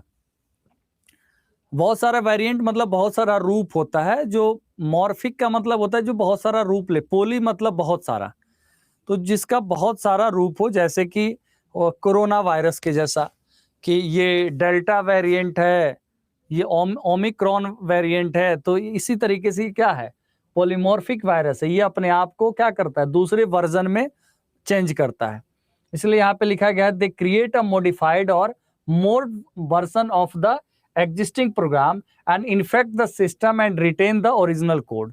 मतलब ये अपने रूप को बदलते रहता है, तो इसको कहा जाता है पॉलीमॉर्फिक वायरस, ठीक है। तो यहां से देखिए क्वेश्चंस में ऐसा स्टेटमेंट दिया रहता है जिससे आपको ये पूरा पूरा क्लू मिल जाए कि ये कौन सा वायरस है, ठीक है।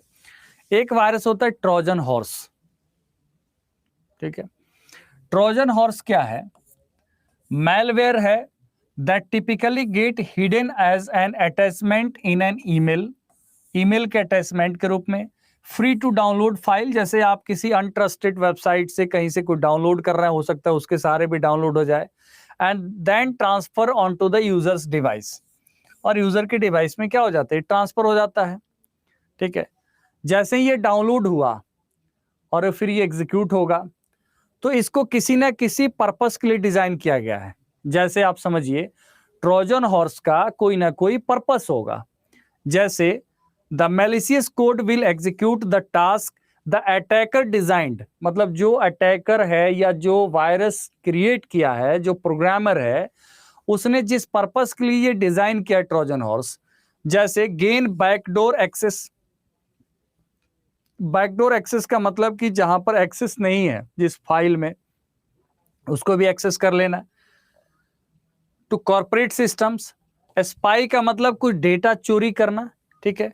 ऑनलाइन एक्टिविटीज पर नजर रखना, और स्टील द सेंसिटिव डेटा, जैसे पासवर्ड, यूजर आईडी, ऐसे डेटा पर नजर रखना और उससे क्या करना, स्टील करना। Again help of the internet, इसके अंदर कुछ पार्ट ऐसा होता है जो वो क्या करता है, जो सेंडर ऑफ दिस प्रोग्राम, इस प्रोग्राम का जो सेंडर होता है वहां पर ये उसको इस सहारे पहुंचा भी देता है। तो यहाँ पर ट्रोजन हॉर्स वायरस है जिसका अलग अलग इंटेंशन के लिए ये लिखा जाता है, ठीक है। तो ये आपको समझ में आ गया। अब होता है सबसे खतरनाक अगर कोई होता है वो रैंसमवेयर होता है। रैंसमवेयर क्या होता है कि ऑटोमेटिकली मान लीजिए कि आपका सिस्टम है, आपने सारा इंपॉर्टेंट डेटा उसके अंदर मेंटेन किया, वो ये सोचते हुए कि इसका कोई मैनुअल आपने मेंटेन ही नहीं है, सारा चीज सिस्टम में मेंटेन है। अचानक से इंटरनेट के हेल्प से एक ऐसा मैलवेयर आपके सिस्टम पर अटैक कर लेगा कि आपके सारे डेटा को ब्लॉक कर देगा, ठीक है। एकदम मतलब जैसे होता है ना, हथकड़ी लगा देगा आपके सिस्टम में, आप स्टार्ट ही नहीं कर पाएंगे। आप स्टार्ट तो सिस्टम तो स्टार्ट होगा बट एक्सेस ही नहीं होगा, क्योंकि हमने देखा हुआ प्रैक्टिकली एक सिस्टम में रैंसमवेयर अटैक हुआ था, और हमारे ही मतलब ऑफिस के पहले कहीं और, तो वहां पर हमने देखा था कि अचानक से क्या हुआ कि सारा फाइल डेटा मेंटेन था और रैंसमवेयर अटैक हुआ, और सिस्टम में आप कुछ ओपन ही नहीं कर पाए। ओपन करने के लिए पैसा मांगता है, वो पैसा मांगता है कि हमें इतने डॉलर क्रिप्टो करेंसी में पे करिए तो ये ओपन हो जाएगा। तो यहां पर समझना है कि रैंसमवेयर बहुत खतरनाक होता है, एक ही साथ सारे फाइल को ही ब्लॉक कर देता है। Malicious software malware that threatens to publish or block access to data or a computer system usually by encrypting it, उसको इनक्रिप्ट कर देता है, पूरे डेटा को ही इनक्रिप्ट कर देता है, ठीक है। और उसके बाद until the victim pays, अब विक्टिम कौन हुआ? जिसका सिस्टम इन्फेक्टेड हुआ और उससे पैसे का डिमांड करता है, मतलब एक तरीके से होता है ना कि किडनैप कर लेना, किडनैपिंग का ही एग्जाम, मतलब साइबर क्राइम में किडनैपिंग ही है रैंसमवेयर, ठीक है। रैंसम फी का डिमांड करना to the attacker. In many cases the ransom demand comes with a deadline, कि आप इतने डेट तक अगर पे कर दोगे तो अच्छी बात है, नहीं तो और भी ज्यादा पे करना पड़ेगा आपको, ठीक है। If the victim don't pay in the time the data is gone for ever और रैंसम इंक्रीजेस, मतलब दो होता है, या तो आपका डेटा खत्म या आपका क्या होगा, आपका अमाउंट जो होगा वो इंक्रीज कर जाएगा। तो ये होता है रैंसमवेयर, ठीक है। तो यहां तक समझ में आ गया तो बताइए मुझे।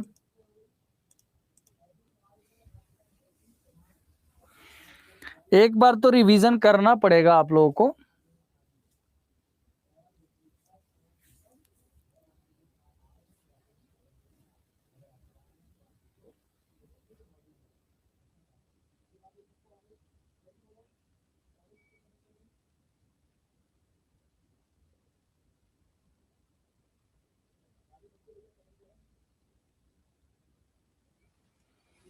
इंटरेस्टेड टॉपिक ही नहीं है ये, टॉपिक एग्जाम के हिसाब से भी बहुत इंपॉर्टेंट है, मतलब हम कह सकते हैं कि श्योर सर्टेन यहां से क्वेश्चन रहता है। ओके, अब रैंसमवेयर के बाद क्या है? स्पाईवेयर है। स्पाई का मतलब क्या होता है? जैसे आपके हर एक्टिविटी पे जो नजर रखता है वही तो स्पाई है। तो स्पाईवेयर सिस्टम की एक्टिविटी पे नजर रखना, ठीक है। Spyware collect information about user, उसके activities without their knowledge, user को पता भी नहीं है और यूजर चाहता भी नहीं कि उसके एक्टिविटी पे कोई नजर रखे, ठीक है। Spyware it include password also, pin, payment information, ठीक है। तो ये तमाम चीजों पर स्पाईवेयर एक ऐसा प्रोग्राम होता है, एक मैलिशियस प्रोग्राम या एक ऐसा मैलवेयर जो इवन स्पाईवेयर भी कैसे सिस्टम इन्फेक्ट करेगा, कोई ना कोई फाइल आप डाउनलोड करेंगे तो उसके सहारे स्पाईवेयर आ जाएगा, या कुछ ऐसे वेबसाइट्स के थ्रू आएंगे जो आप एक्सेप्ट कर देंगे, उसके कंडीशंस को वो अपने आप इंस्टॉलेशन ले लेगा, आप अलाउ कर देंगे, फिर वो क्या करेगा, आपके सेंसिटिव इंफॉर्मेशन पे नजर रखेगा और फिर उसे with the help of your email या with the help of your communication channel वो क्या करेगा, डेटा को ट्रांसफर कर देगा। तो स्पाईवेयर है। एक होता है एडवेयर, ठीक है। एडवेयर क्या है?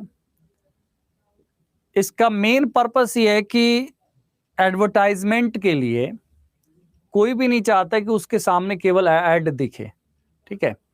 एडवेयर क्या है? ये भी एक मैलिशियस सॉफ्टवेयर है that secretly installs itself on your device and display unwanted advertisements, popups open हो जाना, अनवांटेड एडवर्टाइजमेंट्स आपके सामने आना। तो एडवेयर भी क्या है? Adware type of malicious software है, मतलब वो भी आपको परेशान कर रहा है, जो आप देखना नहीं चाहते उसको भी दिखा रहा है, ठीक है, अपने आप पॉपअप ओपन हो रहा है। तो एडवेयर कहते हैं इसे।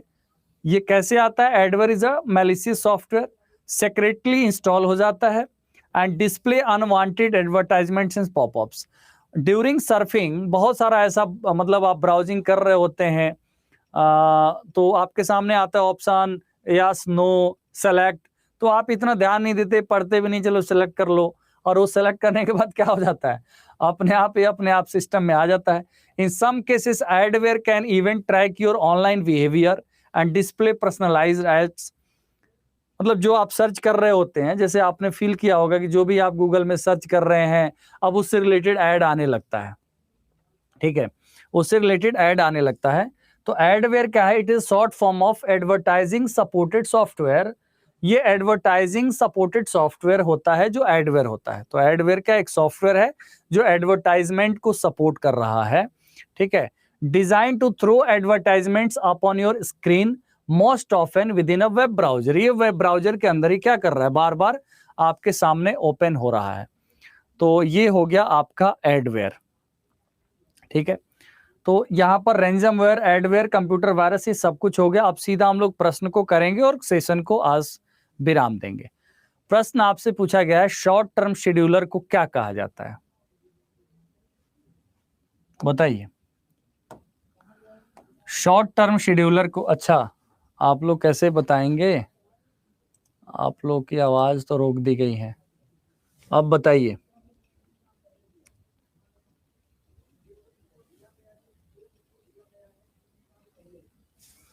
देखिए ये प्रोसेस शेड्यूलर लिखा हुआ है, प्रोसेसर नहीं लिखा हुआ है। प्रोसेसर या सीपीयू शेड्यूलर लिखा रहता, यहां पर देखिए short term scheduler is also known as, एक तो इसे सीपीयू शेड्यूलर कहा जाता है जो आपने पढ़ा है, तो यहां पर प्रोसेस है, ये प्रोसेसर नहीं है, तो इसको डिस्पैचर शेड्यूलर भी कहा जाता है। ठीक है, शॉर्ट टर्म शेड्यूलर को क्या कहा जाता है, शॉर्ट टर्म शेड्यूलर को डिस्पैचर शेड्यूलर भी कहा जाता है। क्लियर?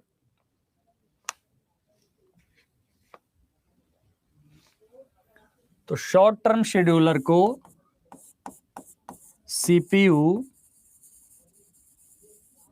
शेड्यूलर भी कहा जाता है।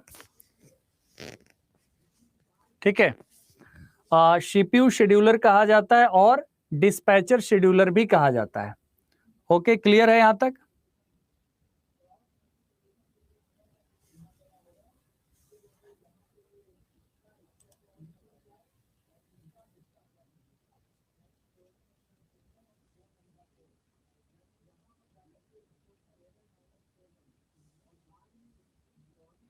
फर्स्ट वायरस था अनिल, क्रीपर वायरस था। क्रीपर वायरस जो 1971 में डिटेक्ट हुआ था, फर्स्ट वायरस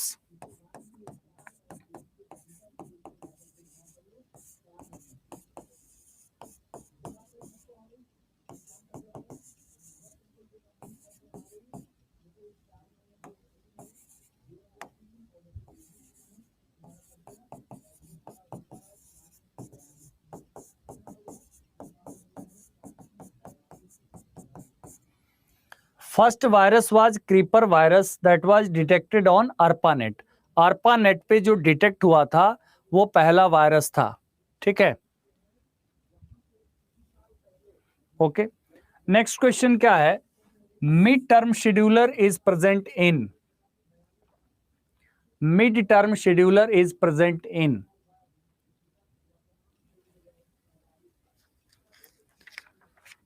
आंसर करिए। मिड टर्म शेड्यूलर कहां पर प्रेजेंट रहता है?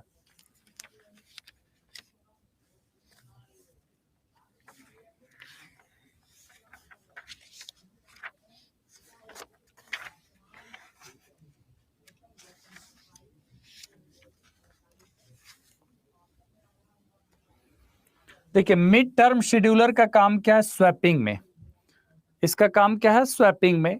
और ऐसे में ये मिड टर्म शेड्यूलर प्रेजेंट रहता है all the systems with virtual memory, all the systems with virtual memory, यहां पर मिड टर्म शेड्यूलर प्रेजेंट रहता है। नेक्स्ट क्वेश्चन क्या है, a critical section is a program segment.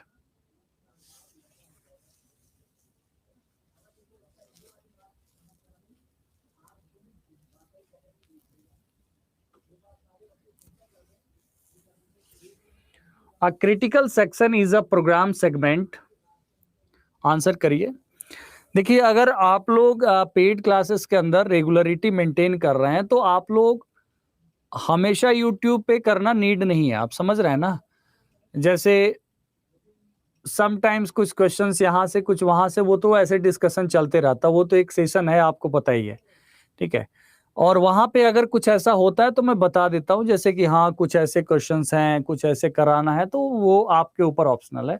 तो आप लोग इस क्लास को करिए, जो नोट्स आपको पीडीएफ मिले उस पीडीएफ को आप लोग नोट डाउन कर लीजिए। ठीक है, और नोट डाउन करने के मतलब उनके इंपॉर्टेंट पॉइंट्स को क्विक रिवीजन के लिए, और अपने कुछ करंट अफेयर्स के कुछ चीजें पढ़िए 10 15 20 मिनट, कुछ जनरल नॉलेज की कुछ चीजें पढ़िए, मतलब ओवरऑल पढ़िए। ठीक है, ओवरऑल आप लोग पढ़ते रहिए।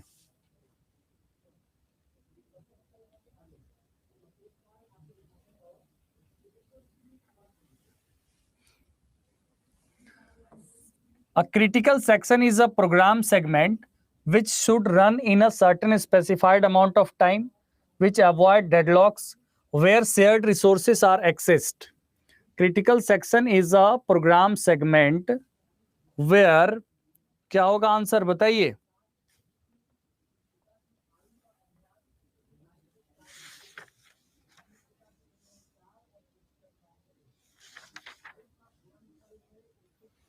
ये आंसर होगा C, where shared resources are accessed, जहां पर शेयर्ड रिसोर्सेज को एक्सेस किया जाता है. Where shared resources are accessed मतलब जहां रिसोर्स शेयरिंग होता है वहीं तो ये होता है critical section problem. Next question क्या है? Which one of the following is true? बताइए इनमें से कौन सा सही है? फर्स्ट वायरस का नाम क्रीपर था मृदुल, नोट्स में जा रहा है, लिख दिया हूं मैं स्लाइड पे. वो जो लिखा हूं हैंड रिटन वही नोट्स में मिलेगा आपको.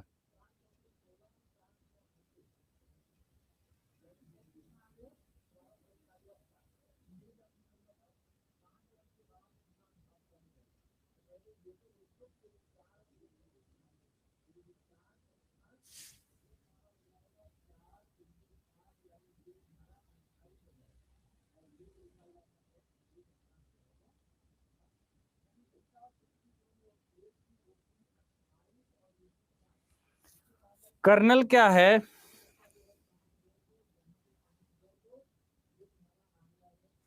Kernel remains in the memory during the entire computer session. Kernel is the last part of operating system to load into memory during booting. Kernel is made up of various modules which cannot be loaded in running operating system. All of the above. बताइए क्या होगा answer? Kernel क्या है? Kernel remains in the memory during the entire computer session. Next question क्या है? Which of the following state transitions are possible? Blocked to running, ready to terminate, blocked to ready, all of the above.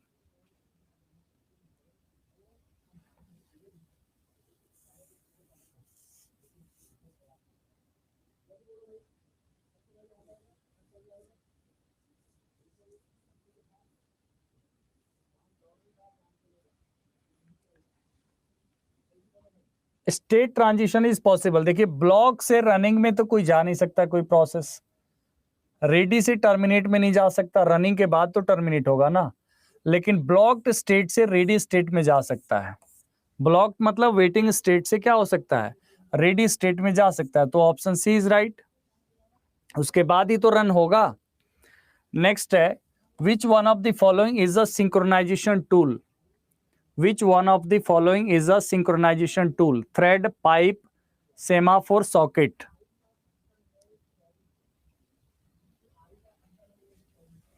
Option C is right. Next question.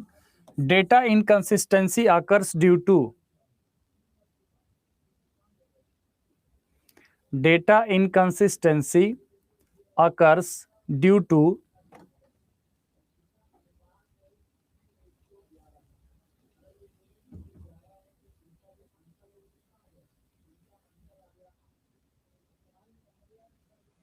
concurrent access of the shared data.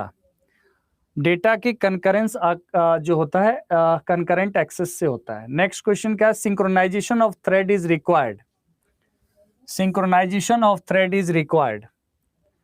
Option A है because all threads of a process share the same global variable, because all threads of a process can share the same files, because all threads of a process share the same address space, all of the above mentioned.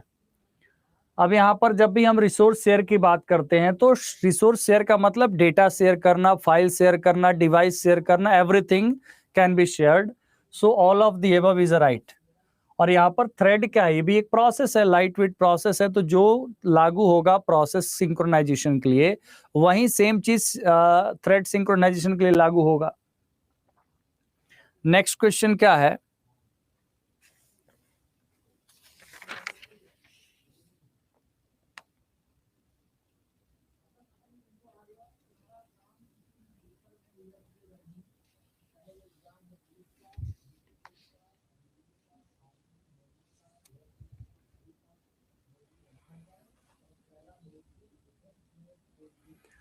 Kernel remains in main memory, virtual memory, cache, all of the above. It remains in the main memory. Option A is right. Next है, which of the following resources can cause deadlock? Which of the following resources can cause deadlock?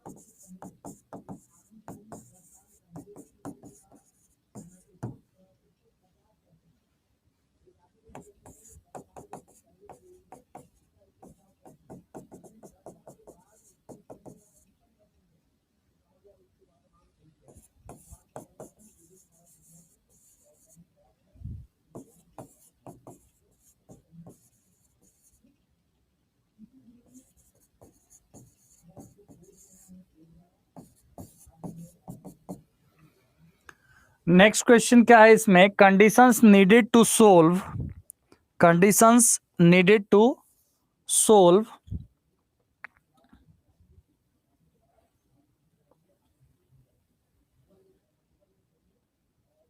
Critical section problem, bounded waiting, यहां पर options में है mutual exclusion, progress, bounded waiting, all of the above. तो ये भले ही अभी आपने पढ़ा तो ये आपसे बन रहा है, बट ये क्वेश्चन अपने आप में बहुत इंपॉर्टेंट है, ठीक है, क्योंकि ये मैं प्रीवियस ईयर क्वेश्चन से लिया था, बट इस स्लाइड में वो पता नहीं रह गया था, इसलिए मुझे ये लिखना पड़ा था, ठीक है। क्वेश्चन नंबर 11 है और यहाँ पर पूछा गया है कि रिसोर्सेस कैन कॉज डेडलॉक। तो यहाँ पर रीड ओनली, शेयर्ड प्रोग्राम्स, ऐसा नहीं होगा, shared resources like printer, shared resources like printer. So option C is right. 10 का ऑप्शन सी होगा। क्वेश्चन नंबर 10 का ऑप्शन सी होगा, शेयर्ड रिसोर्सेस लाइक प्रिंटर्स। तो यहाँ पर ऑप्शन सी इज राइट, ठीक है। तो बस आज इतना ही और बाय बाय, टेक केयर।